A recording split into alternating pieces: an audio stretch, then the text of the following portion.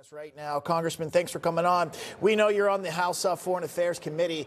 They were talking a lot about Israel with Patrick Ryder there at the Pentagon right now. We know that's a powder keg, maybe waiting to explode. Iran has vowed that they are going to strike Israel. It could happen at any moment now, realistically. What do you think about the job Biden has done to allow it to get like this? What can he do to potentially intervene in just the situation over there as a whole?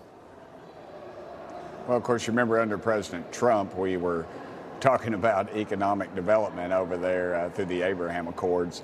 And under Joe Biden, obviously our enemies are emboldened and our friends no longer respect us. And we are in bed on both sides of this thing. We're trying to ship food and supplies to Gaza, where in fact we know that it will be intercepted. Now we're talking about building a port, some sort of port there.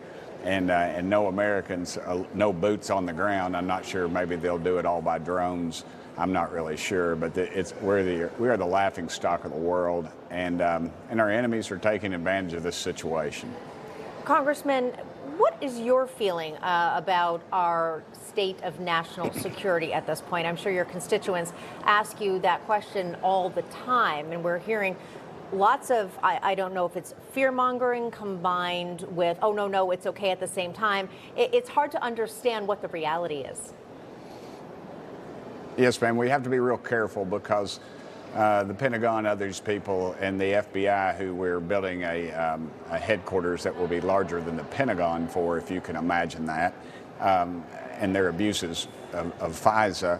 And now they are obviously trying to make things as bad as they can be worldwide, and they are pretty bad. Some of the things I can talk about, some that I can't, but some that I can. You know, this country is always under threat. You've got these radicals over in the Middle East who are always threatening us, and it is a constant threat. But I think we have to be real careful, though, in this, because a lot of these things seem to just show up when Washington needs more funding. And they're not real specific when they do brief us in these double secret briefings about where and when and who, other than just one nationality and we've intercepted something. So I would caution America, we should always be ready, but you can't do this from a situation of weakness, which is where we are right now. We have a president who can't find the soft serve ice cream machine at the White House. We had a president who these people feared, and he took them out, literally. I've seen the videos, and it was pretty graphic, and that's what they understand over there. And they didn't mess with us. We didn't have these kind of events that people are planning on us right now because we had a strong leader under Donald J. Trump, and we currently do not have that leadership. Yeah, that's right. General Soleimani, President Trump took care of him, and we didn't really hear much from Iran. Yep. For the remainder of his presidency. Congressman, I want to talk to you about FISA and the job you think Speaker Mike Johnson has done up to this point around it. Well, FISA, of course, is what they use to allegedly spy on foreign nationals, and they backdoor it into Americans.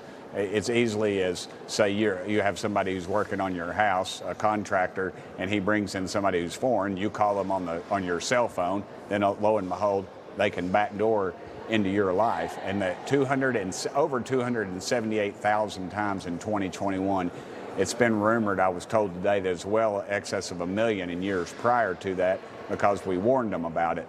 Now, this is the arrogance and overreach of an out-of-control Marxist government, and that is in the United States of America, and that should send a chilling effect to Americans. It's supposed to be to spy on bad people from overseas. It's been used to spy on our own Americans, and that is wrong. It is a complete overreach, and I believe Speaker Johnson is working out something that is a little more agreeable to folks like me and the ones that were brave enough to stand up against this ridiculous nature of the way this thing was going. So hopefully we've made our mark in the sand, and we're locked in on it. So I'm hoping that the next day or so you're going to hear some very good news about that.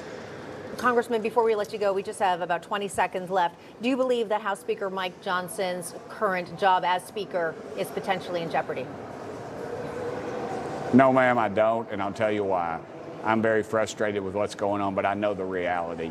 If he were to be kicked out, you might as well just hand the gavel to Hakeem Jeffries, no question, and we'd be handed to Democrats, because you have Republicans in districts New York, other places, where Biden won by 15 points, Republicans that are in Congress. So I think we have to be very cognizant of that fact. If they were to have to vote on the new speaker, I believe facing an election year, I'm afraid one or two of them might fold, and then we would effectively hand the speakership over to the Democrats. So I think we're playing chess, not checkers with that. I think it's to pull them in more conservative, and I believe this new reconciliation on FISA that I hope is coming out will prove that was in fact a good move.